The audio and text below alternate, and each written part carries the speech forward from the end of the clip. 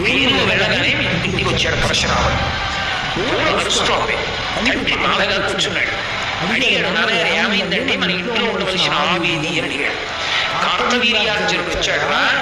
నేను ఆతిథ్యం ఇచ్చాను, ఆతిథ్యం అంతా తీసుకుని చెప్పను కూడా చెప్పలేదురా, ఆవు తోలుకు రెండింటి తోడుని విడిచిపెట్టి ఆవుని ఎత్తుకుపోయాడు రా అన్నాడు.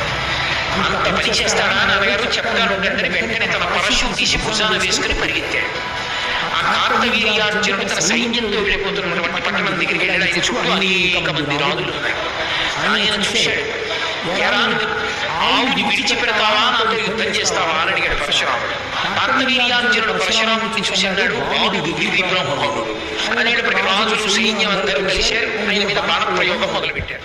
ఆయన వెంటనే ఆయనలో ఉన్నటువంటి శివకేశవుల యొక్క ఆవేశం బయటకు వచ్చి తన ఒక్క పరశువుతోటి ఆయన ధనుష్టంకారం చేసి బాణ పరంపరలతో